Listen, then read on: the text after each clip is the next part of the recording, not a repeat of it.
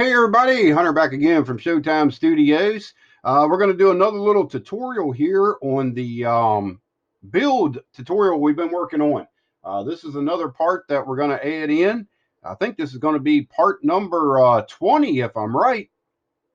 What we're going to be doing today is I have everything on the chassis. I have not glued the radiator in yet. I still got to clean up the radiator hoses, the mold lines, get them painted, and then we'll put the hoses on and the radiator in all at the same time.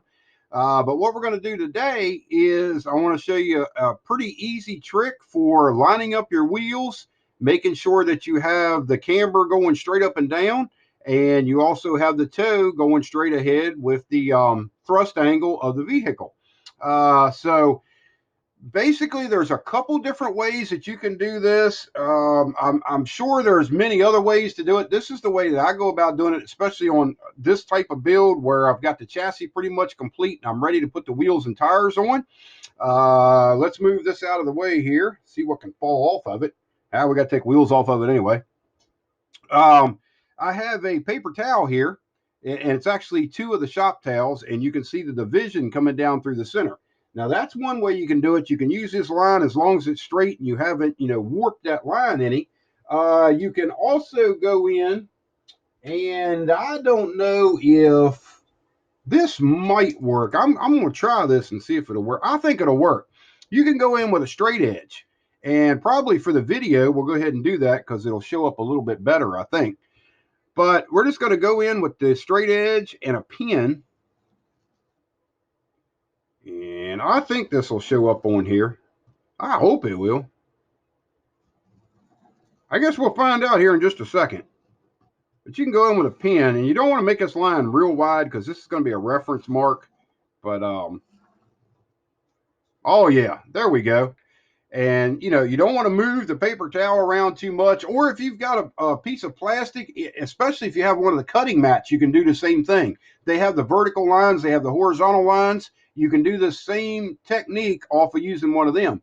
But if you don't have one of the cutting mats, take yourself a shop towel. Of course, everybody knows I highly recommend them. I keep a roll of them here at all times at the workbench, and this is mainly what I use for a paper towel. And just, mark a line on it like that. All you want is a straight line. And what we're going to do is, before we get started on lining any of that up, because I don't want to move it once I get it lined up, we're going to get the wheels and tires ready to go on. Now, I've already got the rotors on. I didn't do a video on that because, to tell you the truth, it wasn't anything special. We did put the calipers and the rotors on, as you can see. There we go. They're on there. That's the ones we painted with the Vallejo, and came out real good. Real happy with them. You don't see much of them when it's all put together, but hey, we did them anyway. So the next step that we're going to do, I'll lay the wheels and tires out here in the position that they go in. So we're going to turn them upside down. And we've already got all the treads and everything cleaned up. All the mold lines are done. The wheels are, ready. Everything's ready to go on. You don't have to do any more prep work to anything that's here. So the next step that we're going to do is I just take a piece of parts tree. Sometimes when I'm doing this type of work, you can do it with a toothpick or whatever works for you. As far as getting the microcrystal clear out of the bottle. Now, this is what I recommend for doing, turn it around here the right way.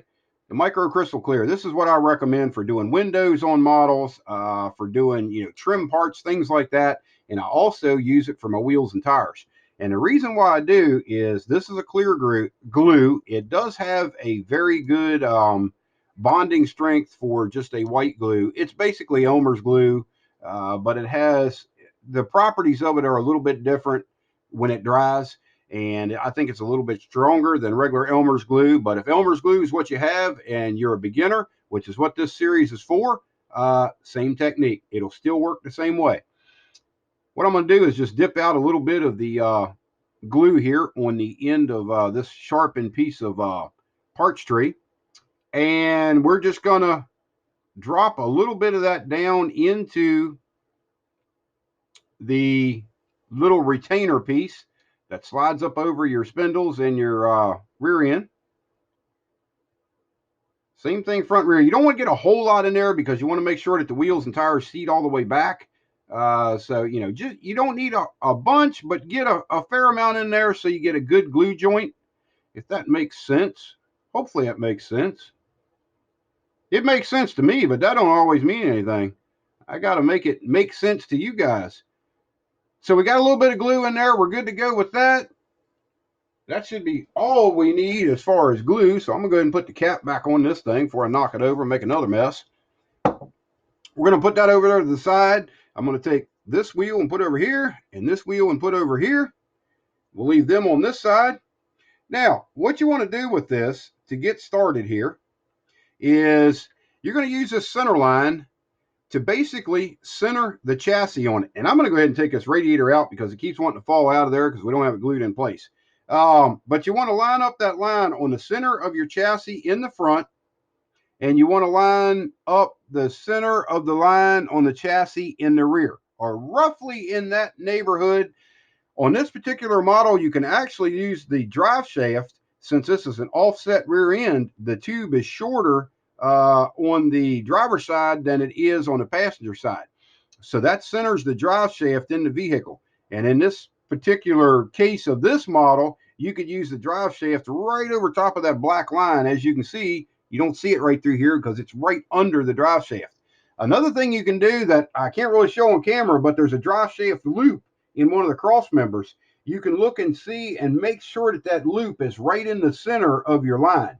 So you want your line to be right at the very bottom of that arc in the drive shaft loop. And that way, that is your reference point. So what we're going to do is we're going to go ahead and slide the wheels and tires up on to their mounting points. And that's another reason why I don't use any strong glues or anything for this, because you want the working time. You want to be able to move things around and get them exactly where you want them to be before the glue sets up on you. And that's a good thing about Crystal Clear is you can do this right before you're done for the night. Go ahead and do this technique here. We'll have the wheels and tires sitting here, and you'll get up in the morning. This thing will be glued up, ready to go. So we've got them slipped on. Now we're going to go ahead and square our chassis up. You want to put, of course, the mark in the center here, the mark in the center here, and I'm sighting down the drive shaft, and we are looking real good. Now, you have basically what we call the thrust angle of the vehicle going straight ahead. That's what this center line is going down through there. This is alignment 101 of one-to-one cars here. And being an ex-alignment man, this is all right up my alley. All the stuff that they taught you in school and you put to work or put to use after you got out in the real world. So we've got our thrust angle going the right way, which is, making sure that the chassis is square with that line. The next thing we're going to do is you can take a piece of plastic.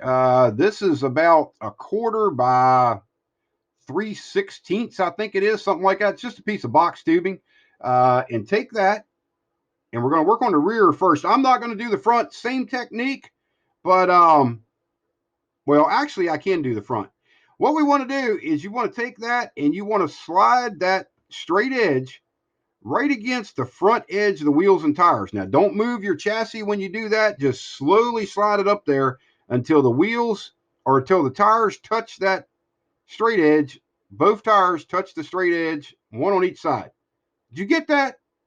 That sounds confusing to me. Take the straight edge. Now, I just moved the car. Actually, I moved it straight forward. Take the straight edge and just slide it right straight back until it touches the tires. Just like that. So that way you should have a right angle right here.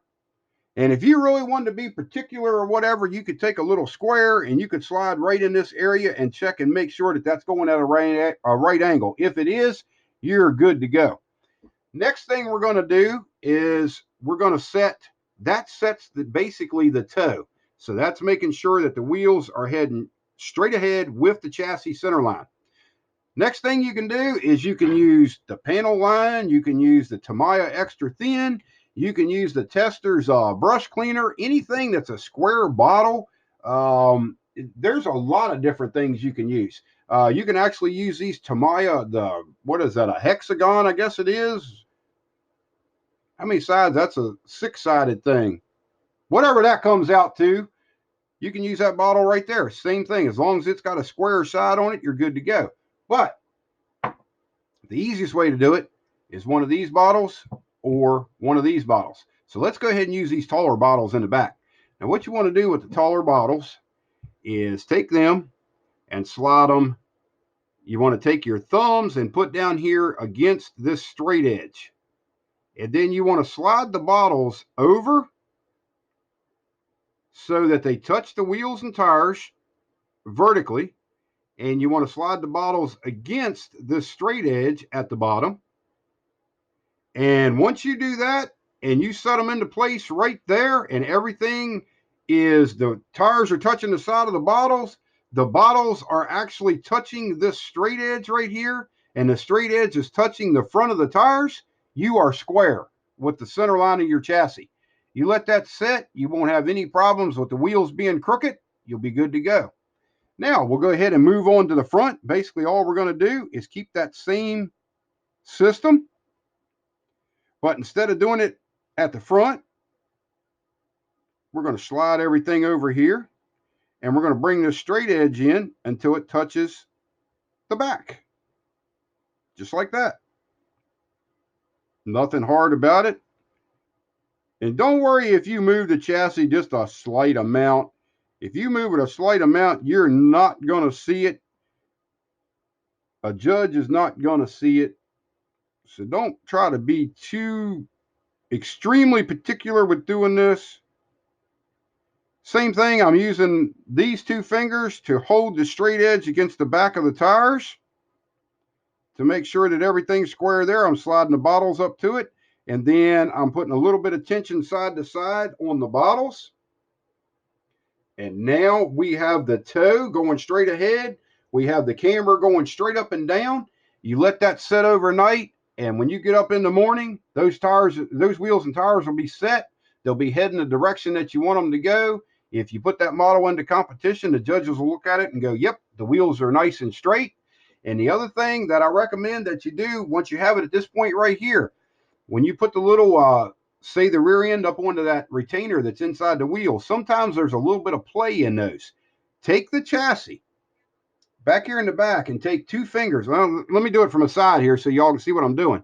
Take the chassis and just push down on the chassis a little bit in the back, and then come up here to the front and push down on the chassis. Now, what I just done there is I made sure if there's any play in those little retainers that's inside the wheels, what happens is I'm pushing the chassis down, we're bottoming all that out, and it makes sure that all four of your wheels and tires are sitting on the ground. And when you're all said and done with this, you'll have all four on the ground, all four going straight ahead, you'll be good to go. Now, if you have posable front steering, you can do the same technique, and then when you turn the wheels, everything will look right. And that's about it. If anybody's got any questions or anything like that on how I did a certain part, or should I do this or use this, feel free to leave me a comment on the video and we'll be more than glad to help you out. But that's how I get everything going straight ahead on my wheels and tires, and also getting the camber set at 0, which is straight up and down. So that's all we've got for this video. I want to thank everybody for watching, especially the interest in the build tutorial. And stay tuned. We have some more videos coming up real soon on this subject, and we'll talk to you then. And for now, bye-bye.